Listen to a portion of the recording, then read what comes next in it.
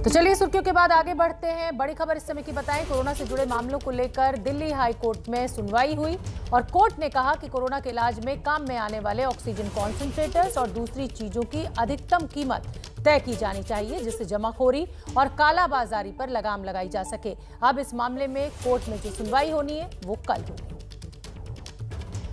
अंकित गुप्ता ज्यादा जानकारी लिए हुए जुड़ रहे हैं। अंकित गुप्ता, जिस तरीके से ऑक्सीजन कॉन्सेंट्रेटर को लेकर कोई नियम नहीं है, एसेंशियल कमोडिटीज में इसको शामिल नहीं किया गया है, ऐसे में ये फैसला, ये जो बात कोर्ट ने कही है वो बहुत अहम हो जाती है और कहीं ना कहीं पुलिस के ऊपर भी रोक लगेगी कि जिस तरीके से व्यापारियों को परेशान करने की बात सामने आ रही है, वो तो बिजनेस कर रहे हैं, अपना कॉन्सेंट्रेटर्स लेकर आ रहे हैं और देश में बेच रहे हैं।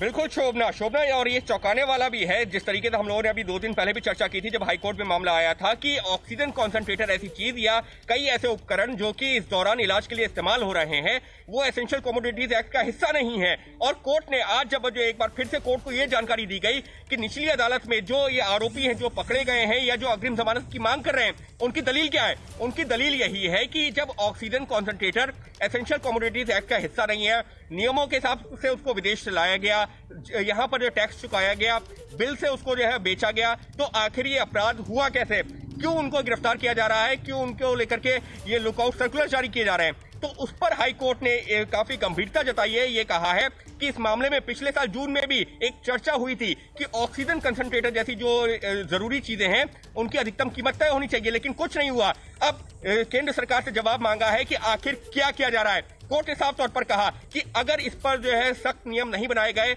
इसको लेकर के स्पष्टता नहीं हुई, तो इस तरीके से कालाबाजारी और जमाखोरी जारी रहेगी और जो आरोपी हैं वो बचते रहेंगे, क्योंकि कानून में खामी है और इसी वजह से कल सुनवाई होगी। लेकिन एक अपडेट और देना चाहूंगा, इस सबके बीच में दिल्ली की साकेत कोर्ट में जो आरोपी हैं, जो ये खान मार्केट मामले में पकड़े गए थे, उनकी जमानत याचिका पर कल जब सुनवाई हुई है तो इन्हीं दलीलों का सहारा लिया गया। यही कहा गया कि अपराध हुआ कैसे? वो तो एक व्यापारी हैं, व्यापारी का काम है कि सामान मंगाना, उसको बेचना। जब कोई अधिकतम कीमत तय नहीं है तो फिर आरोप कैसे, क्यों गिरफ्तार किया गया? और यही मामला आज हाईकोर्ट के सामने भी आया।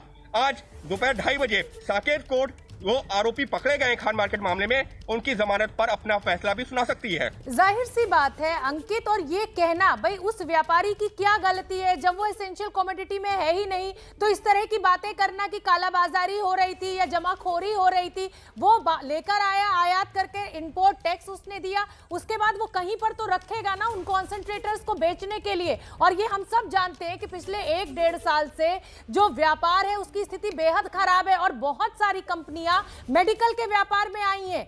जिन लोगों का काम ये था ही नहीं, मास्क बनाना, सैनिटाइजर बनाना, वो अपना मूल काम छोड़कर इस फील्ड में आए हैं। तो कहीं ना कहीं ये क्लैरिटी होना बेहद जरूरी भी है।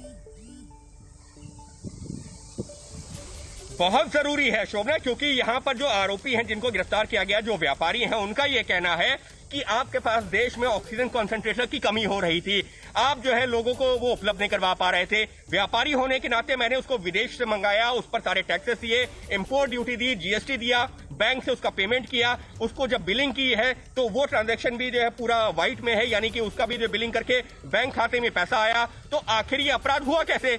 यही जो सवाल हाई कोर्ट हो या फिर निचली अदालत हो, यहाँ पर सुनवाई के दौरान भी लगातार सामने आ रहा है। और साकेत कोर्ट में अभी सुबह से नवनीत कालरा, जो कि इस मामले में जो खान चाचा रेस्टोरेंट है उसका जो ओनर है, या फिर जो एक आरोपी है, उसकी जो अभी जो जमानत याचिका पर सुनवाई चल रही है अग्रिम जमानत पर, उसके वकील भी लगातार सुबह करीबन 2.5 घंटे हो गए दलील लेते हुए। उनका बार बार यही कहना है कि एसेंशियल कमोडिटीज एक्ट का हिस्सा नहीं है, किसी नियम के तहत जो है ये अपराध है नहीं, एक व्यापारी अपना व्यापार कर रहा है, आप उसको कैसे गिरफ्तार कर सकते हैं? मैं वही तो कह रही हूँ ना अंकित गुप्ता, एक व्यापारी या एक व्यापारी, एक शख्स पूरी अपनी उम्र लगा देता है अपना नाम बनाने में, और अगर इस तरीके के सवाल या इस तरीके के मुकदमे उसके ऊपर दर्ज होते हैं तो कौन व्यापार करेगा या कौन आपदा के समय फिर विदेशों से इस तरीके का सामान मंगाकर लोगों तक पहुंचाएगा? तो सवाल तो बेहद गंभीर खड़े हो रहे हैं, अब चाहे वो व्यवस्था को लेकर हो, चाहे लोगों की, व्यापारियों की नीयत को लेकर हो। फिलहाल आप नजर बना के रखिए, जैसे कोई अपडेट होगा मैं फिर आपका रुख करूंगी। फिलहाल के लिए बहुत बहुत धन्यवाद अंकित आपका।